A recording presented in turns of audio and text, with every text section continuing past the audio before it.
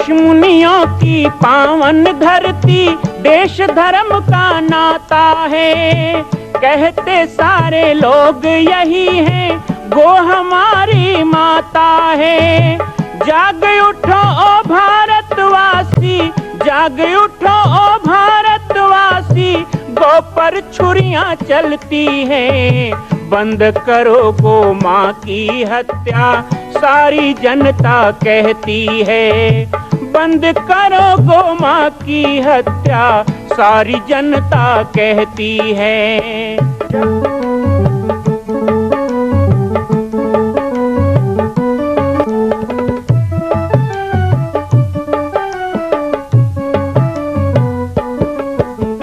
जगह जगह पर बूचड़ खाना, लाखों गौएं कटती हैं। किसे सुनाए व्यथा हमारी, नैना नीर बहाती हैं। रक्षा करना गौ माता की, रक्षा करना गौ माता की, गीता ज्ञान सिखाती है। बंद करो गो माँ की हत्या, सारी जनता कहती है। बंद करो गो माँ की हत्या, सारी जनता कहती है। ब्राह्मणं तत्पदं सर्वं वक्तुमन्येव शक्यते, ततो पुरुषो च गौनं च गाने परमेश्वरः। विष्णुना तत्पदं कृत्वा ज्ञातुं मनसे शक्यते, विज्ञान सिद्ध्यश्च सर्वे सर्वा एवोपसैनिका, निरुद्ध्यां प्रत्नेन वैराग्येन प्रेरिता। प्रतिभासेषु शुद्धेषु गुणस्वा सत्ये चेतसा, सिद्धेत् परमेश्वर भयं सर्वकार्य कामिकं। तस्मात् गुणस्य भोगाञ्च देवासुरमहि घृतां, कृष्णावज्यन्ते तस्य योग सिद्धि परां भवेत्। अथवा गुणेच्छायां जगतो विचरेन् मुनि, यथा कामं गुणान् भोगान् भुक्त्वा मुक्ति प्रयासति। अथ प्रयोगं योगस्य वक्ष्ये शृणु समाहिता, सुवे काले सुवे देशे शिव क्षेत्रादिके पुणे। विजने जंतु रहते निशब्दे बाद वर्जिते। अर्थात भगवान शिव के गुण को घर में कहोगे तो कम फल है, 4 लोगों के बीच कहोगे तो ज्यादा फल है। यदि किसी पर्व उत्सव में कहोगे तो और ज्यादा फल है, और कहीं पाटेश्वर धाम जैसे सिद्ध स्थान में बैठ के कहोगे तो अनंत फल है। गुणों को कहना भी कहां कहां, ये यहां पे कहा गया। अब इसके बाद बता रहे हैं भगवान की पूजा करना तो कहां करना चाहिए।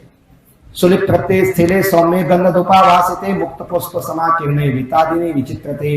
कुश पुष्प समक्ति और फल फूल समन्विते, नाग्य भान से जलाभ्याम से शुक्ल पर्ण विचायते। अग्नि के समीप पूजा करना चाहिए, जल के समीप, नदी के समीप। न दंस मदसंका किरणों सर्प स्वाद संकुले, जहां मच्छर हो वहां नहीं करना चाहिए, जहां सांप हो वहां नहीं करना चाहिए, है ना। ऐसे जगह में भजन करने बैठे हो तो भजन में कम मन लगेगा, उधर ही मन ज्यादा रहेगा। आ मत जाए, आ मत जाए, मन तो जा नहीं रहा है, उन्हीं के लिए लगे हैं। इसलिए नदंस वसंका किरणों सर्प स्वाद संकुले, समसाने चेतवाल में के जगनागारे चतुष्पते, नदी नद समुद्रा नाम तीरे रत्यो नंत्रेवा। शमशान में मत करें, चैत्र वृक्ष के नीचे ना करें, बांबी कहीं पे दीमक का भिंभोरा हो उसके पास ना करें, और गली और सड़क के बीच ना करें। यहां तक कहा गया योगाभ्यास करने के लिए जगह नहीं है। न जिग्नोद्यानो गोष्ठोद्यो न निस्ते चलंगते, नानी नाम सोदागे चविन्मूत्र दूषिते। जहां पर लोग मल मूत्र त्याग करते हो ऐसे जगह के आसपास ना करें। नाति भक्तो समान्विते, चाति चिंता कुली चोतो, चाति छुट्टी पासिता, नाति स्वगो कर्मादो प्रसक्तो योगमाचरे, युक्ताहार विहारश्च युक्त चेष्टस्य कर्मसु, युक्त निद्रा प्रबोधश्च सर्वायास विवर्जिते, आसनं मृदुलं रम्यं विपुलं सुसमं शुचिः। पद्य स्वस्तिका दीनान्याभ्यासदे नासने चुचा, अभिव्यंग सर्वानुतान वाद्यानुक्रमात्, विजुग्रीव शिरो वक्षा नास्तिष्ठे लोचनः, किमत्युदानुतामित सिरा दंतेर दंतान संस्कृते। कहाँ करना चाहिए? आहार विहार, खाना पीना ठीक से ही खाना चाहिए। योग का मतलब ये नहीं कि भूखे रहो, योग का मतलब ये भी नहीं कि ज्यादा खाओ, न ज्यादा खाएं न कम खाएं। आयु को दोनों ही नाश करता है। कम खाने से आयु कम हो जाती है, तो ज्यादा खाने से भी आयु घटती है। इसलिए भोजन उतना ही करें। दांतों के अग्रभाग में स्थित हुई जिह्वा को अविचल भाव रखते हुए जब हम भगवान का ध्यान करें ना, तो कई लोगों का आदत होता है, पूजा कर रहे हैं, भगवान के नाम जप रहे हैं, कथा सुन रहे हैं, अब हाथ वाथ से कान नाक खोदेंगे तो लोग गलत समझेंगे, तो जीभ में भिड़े रहते हैं। अब मुंह के अंदर थोड़े कोई देखता है, तो जीभ को लगाए, ऐसे कोई कथा सुनता है, ऐसे कोई भजन करता है। पूजा पाठ में ये भी ना करें, दोष है।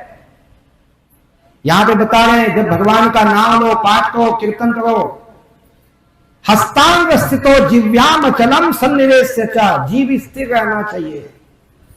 पाणिभ्याम विष्णु रक्षस्त्या प्रजनन गुना। वो ऐसा करने से क्या होता है, आप जो सुन रहे हो कान में जाता है पर हृदय में नहीं जाता है, तो कहां जाता है, जो अंतरिक्ष में भूत प्रेत घूम रहे हैं उनको चला जाता है।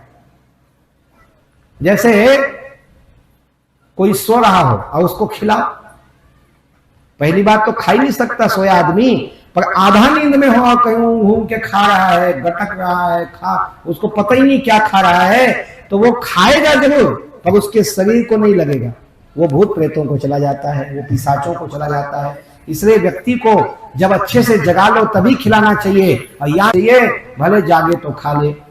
उग्रोपी संस्थाप्य बाहु निवर्त गतता दक्षिणे कर पृष्ठे तो तलोपरि उन्नाम्य सनकय पृष्ठ मोरो विष्ठभ्यस्य चाग्रतः संप्रेक्ष नासिका ग्वंस्वं दिशाचावन लोकयन् संहिता प्राण संचारा पाषाण इव निश्चला स्वदेहा तना स्वेग विचिन्त्यं श्री मुंबया हत पद्म पृष्ठाभ्याम मध्ये ध्यान यज्ञेन पूज्ये मुले नासाग्रतो कंठो कंठे वाना तोतालुगंध्यो भूमध्ये द्वारदेशे ललाटे भूमि वा स्मरण परिकल्प यथा न्यान्यो श्रियो परमासनः तत्र सावरणं व्यापी निरावरणेन च द्विदले षोडशाये च द्वादारे यथाविधि दशारे च समन्ते तो चतुस्त्रे शिवं स्मरे ध्योनन्तं पद्मं द्विदलं तडिदुज्ज्वलम् भूम मध्यास्त्रा विंध्यस्य कर्माद्वे दक्षिणोत्तरे विद्युत समान वर्णे च पर्णे सवर्णा समानके षोडशास्य पर्णानि स्वरा षोडस्तानि वे भगवादिने क्रमादेव पद्यं कंदस्य मूलतः ककारादि कंतः रान्तां वर्णा पर्ण्यानि विक्रमात् भानुवर्णस्य पद्मस्य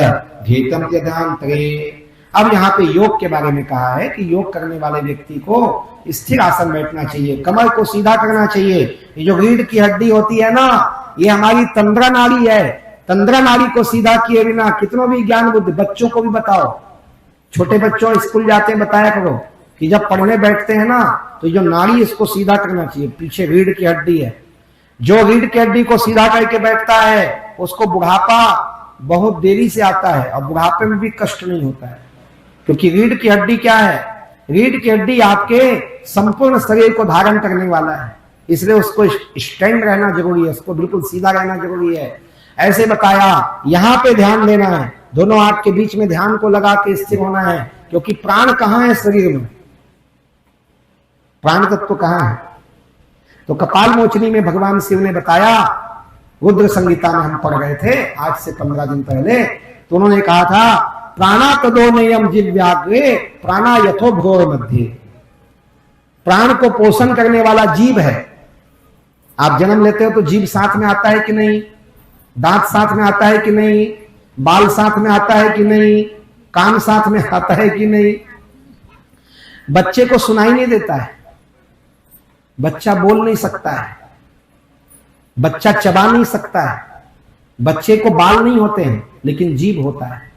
इसलिए कहा गया क्योंकि जिह्वा के अग्र में भोजन है, तो नेत्रों के मध्य में भ्रू मध्य हम चंदन लगाते हैं, तिलक लगाते हैं, माताएं बिंदी लगाती हैं, ये प्राण की रक्षा के लिए।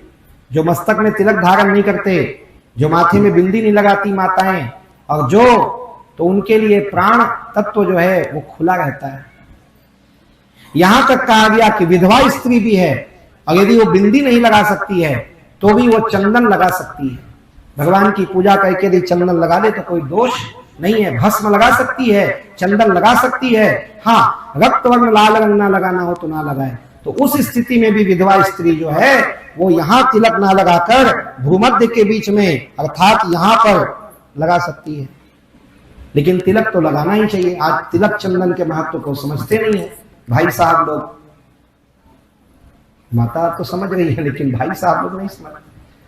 कई जन बैठे हैं यहाँ बिना चंदन वाला, बिना चंदन का माथा चंडाल का बोलते हैं।